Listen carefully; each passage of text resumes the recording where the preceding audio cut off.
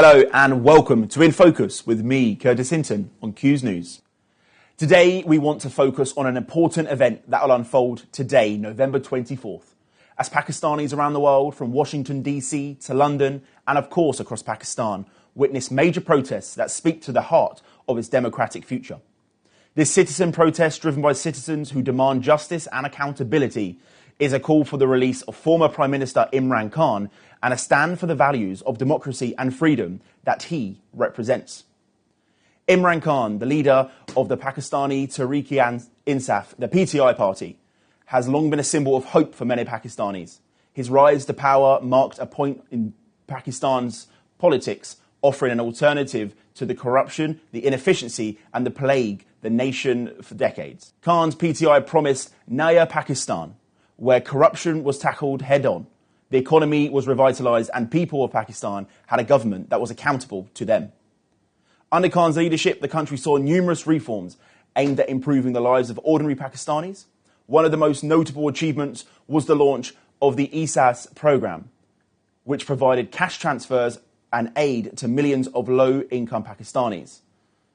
The Qiyam Jawan programme also empowered young people with access to loans and training, helping them build businesses and thrive in the increasingly competitive world. Khan's government also took steps towards environmental sustainability, launching the Green Pakistan initiative, which sought to address Pakistan's pressing environmental challenges. His tenure, not without controversy, represented a vision for Pakistan that was fairer, more accountable, and more in tune with the needs of its people. However, Imran Khan's vision for a better Pakistan was cut short. On May 9th, 2023, Khan was arrested in what many believe was a politically motivated action. His arrest came after months of growing tensions with the political establishment, and it sparked widespread outrage across the country. Thousands of his supporters took to the streets demanding his release and denouncing what they saw as an attempt to silence their chosen leader. Khan's arrest was just the beginning of a broader crackdown against his party and his supporters. Over the following months, PTI leaders were detained, political opponents were sidelined, and the political space in Pakistan became increasingly restricted. Khan's imprisonment, particularly in the harsh conditions he has faced since his arrest, has become a flashpoint for the struggles for democracy in Pakistan. His arrest on May 9th is seen as as part of the wider effort to weaken the PTI and prevent the party from participating in the upcoming elections, which are critical to the nation's future. Today's protests are a direct response to this ongoing political crisis. They represent a call for democracy, for free and fair elections, and for the end for the political persecution to those who seek to hold power to account. Pakistanis from all walks of life are marching not only for Khan's release, but for their restoration of their democratic rights. The stakes could not be higher. Pakistan is grappling with a significant economic challenge, from soaring inflation to rapid deteriorating economy situation. Basic goods are becoming increasingly unaffordable for the ordinary Pakistanis. The government, meanwhile, continues to suppress, dissent and limit the political freedoms of those who challenge its authority. This protest is a cry for justice, for the future the will of the people is respected, and where Pakistanis can live in their country that prioritises their well-being over political agendas. However, there is an important question that must be asked. Why hasn't this been covered by the world's media? The international community has been largely silent about the situation in Pakistan, despite the fact what is happening there has global ramifications.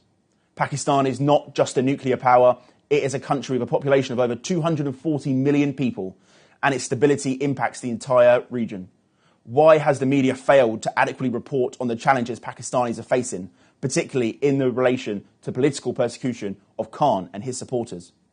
The lack of coverage to the wider issues of media bias and geopolitical interests, but the fact remains, the people of Pakistan are fighting for their future, and their voices deserve to be heard on the world stage.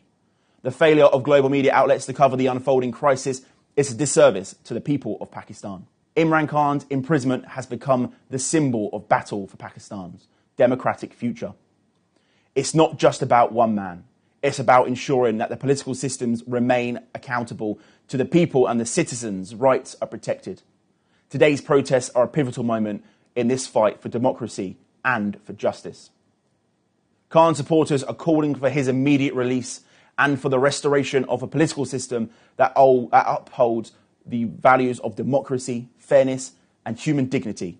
The protests are more than just one person. They are about the people of Pakistan reclaiming their right to determine their own future. Today, as Pakistanis take to the streets, the world must pay attention. The people of Pakistan are sending a powerful message. They will not be silenced, and they will not accept a future where their voices are disregarded. This has been In Focus with Curtis Hinton. Thank you for joining us as we continue to shine a light on the stories that matter, even when the world turns away.